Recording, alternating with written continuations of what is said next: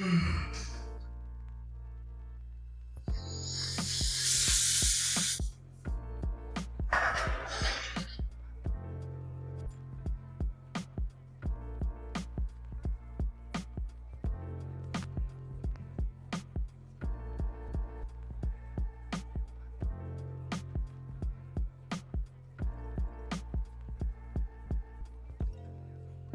folks, and welcome back to the channel. For those of you who haven't met, my name is John of John's Finance Tips. Today we've got a special one as we're taking a regional business class flight with Singapore Airlines from Singapore over to Bangkok. It's under 2 hours, super excited to see how it goes. Given that it's an early AM departure, the lounge felt especially spacious with an ample amount of seating, both in the lounge area as well as the dining room, something that you can't always claim at Singapore's home airport. Speaking of dining room, the food they have out all looked phenomenal. You had everything you could honestly want, from buns to shumai to dumplings to Western options like waffles and croissants.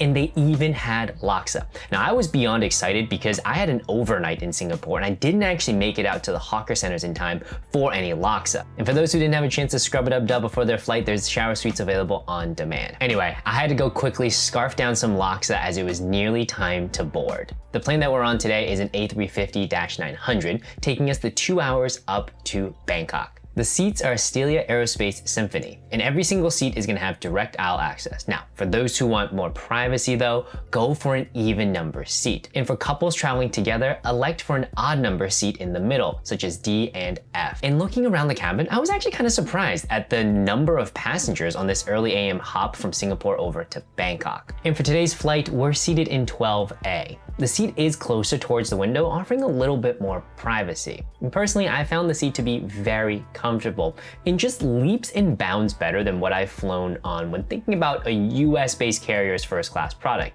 if you can even call it that. I mean, can we just appreciate the stitch work here? Next to your seat, you have a really nice storage bin for water bottles or headphones, as well as a universal outlet. The one thing that I could see being a problem are for folks who either have big feet or are pretty tall, because of the footwells could seem tight. Personally, I didn't have as much of an issue. After settling in, I was offered a pre-departure beverage. Normally, I'm a bubbly type of guy, but at 7 AM, we opted for the OJ instead. It wasn't before long we were taking off.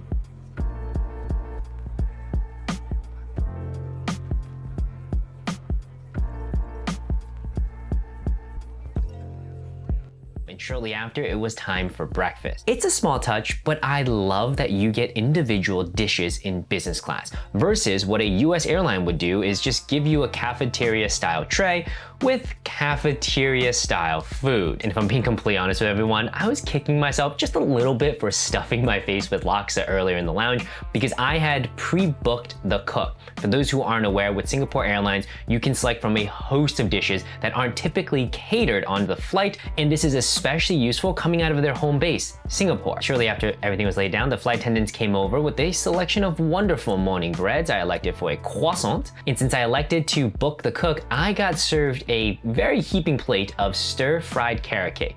Now, I know the video doesn't do it justice, but this was absolutely delicious. Though like I said earlier, this might have been a little bit too much food for me given how much I had stuffed myself prior to getting on board. Breakfast, let's go ahead and check out the bathroom. They were very nice, very clean, and they even had real flowers in there. But I love that they stocked the business class bathrooms with actual towels. And my favorite part of these new planes is the fact that you can use your foot to open the trash can lid. I can't tell you the number of times I've gone down to push down the lid opener with the paper towel and gotten my finger caught in whatever nastiness is in there. So it's great that now I can just tap my foot and open that thing up. Back in our seat, we had a huge selection of movies and TV shows to choose from. Now, with just a little over an hour left in the flight, there wasn't a whole ton I was especially interested to watch, but it was pretty cool, this little air mouse thing they had going on with the remote. I thought it was more of a party trick than it was actually functional. The headphones were nice, and they even had individual earphone covers, which I really appreciate because no lie, I've seen airlines where it looks like they just kind of do a quick wipe of the headphones and stuff them back in there. On board the flight, there was also free internet with a spectacular 10 megabytes per second, which is something you can't even always count on when you're flying less than an hour with American carriers. Since the flight was so quick, we didn't really have time to knock back, nor did I really need to since it was an early flight,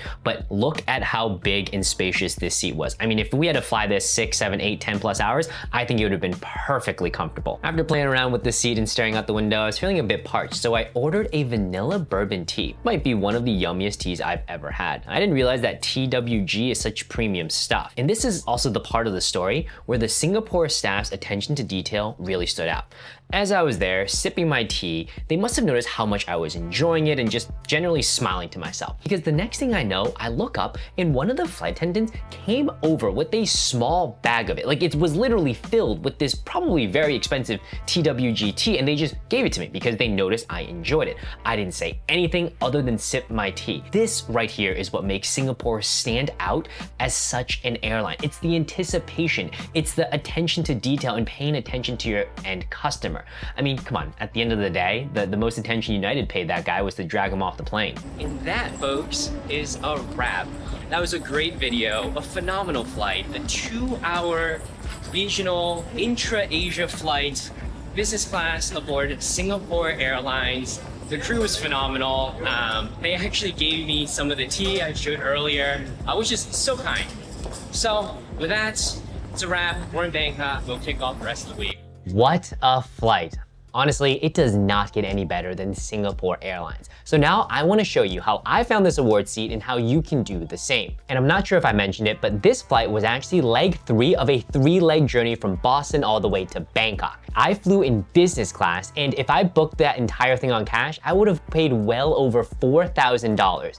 Instead, I used 87,500 miles from Air Canada and a little under $200 in taxes and fees. Now, to find something like this, you can either already know that Star Alliance has pretty decent business class availability flying into Bangkok and that you should book through Air Canada. Or if you don't know that, or you don't want to learn that, or you just want to take the lazy way, you want to use award search tools. A couple of the popular ones are like Points.yeah and Seats.aero. I personally use Seats.aero, so that's the demo that we're going to walk through today. So Seats.aero is a tool that I've used for the past 2 years now. Before that, it was knowing that Star Alliance has decent availability into Bangkok. But now it's 1,000 times easier. You don't have to memorize anything, you can just search particular routes. So Seats.aero is 100% free to use. I believe you can search for award availability up to 2 months out. If you want to search for awardability further than that, you do need to pay for it. I personally subscribe to the pro version, but you 100% do not need to. In fact, my recommendation is go on the tool, play around with it, see if it makes sense for you, and then subscribe. So I can make an entire video on how to use Seats.aero, but for the purpose of this video, let's just go specifically on how I would use Seats.aero to search Air Canada in this routing. So you go into Seats.aero, and up top here you have Explore. If you go ahead and look at this drop-down menu, these are all of the award programs that Seats.aero is able to pull in. And what's really cool is it tells you the exact type of point currency that you can transfer over to the airline partner. So for example, Air Canada here, you can see all of the points currencies that will transfer over to Air Canada. So we're gonna go ahead and click into the Air Canada program. Here, you're gonna basically get all of the award availability that Seats.aero can pull. Now, if you're not subscribed, you're gonna get 60 days. If you are subscribed, you can look out for an entire year. And there's a billion different ways that you could play around with. Right now, it is just currently focused on North America to anywhere in the world, but you can narrow that down, whether you wanna go North America to Asia, and it will pull all of the award availability. And so for this particular example, we wanna figure out a way to get from North America over to Bangkok, which would be Asia. Now, the one thing you do wanna note though, with Seats.aero, you can't just go in and search Bangkok. You have to know the airport code. So it is a little bit of an advanced tool. However, you just need a little bit of elbow grease to find specific city airport codes. And honestly, it even does a really good job in a later section I'll show you where you can search for an entire area. But for now, we have to know that Bangkok's airport code is BKK. So we go ahead and enter that down there. Now you have all of the available flights that Air Canada will show you flying from North America to BKK.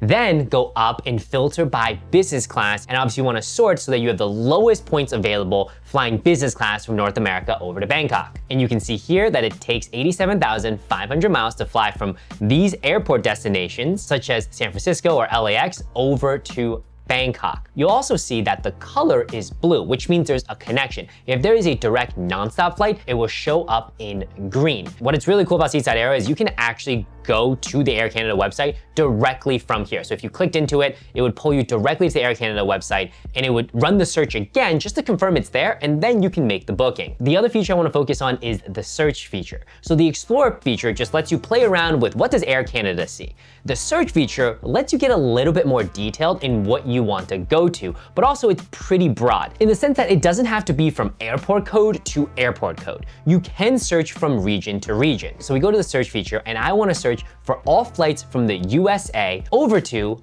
Bangkok. Earlier on the Air Canada website, we were browsing from North America, which obviously includes Canada and Mexico, but let's say you just want to fly from the US because that's where you're based. Then you want to pick your departure city, and then what I really like is it will search a particular window. Now, I don't know what is included in the free version, but for the pro version, you can search plus or minus 120 days, which is pretty cool. And again, in the points and mile space, the more availability you have, the easier it is for you to pull off a redemption. So we hit search, and to no surprise, most of the results that show up are from Air Canada because again, as a Star Alliance partner, Star Alliance has decent availability flying into Bangkok. I kind of just know that, but it is pretty cool to see that you can also book with Alaska Airlines for 85,000 miles. And if you don't remember who transfers to Alaska Airlines, you can go back into that Explore page and it will show you, it looks like here, Built are the only transfer currency that can transfer to Alaska Airlines. And so this is, again, a very high-level overview of how you can start finding award space without having to memorize all the different alliances and transfer partners.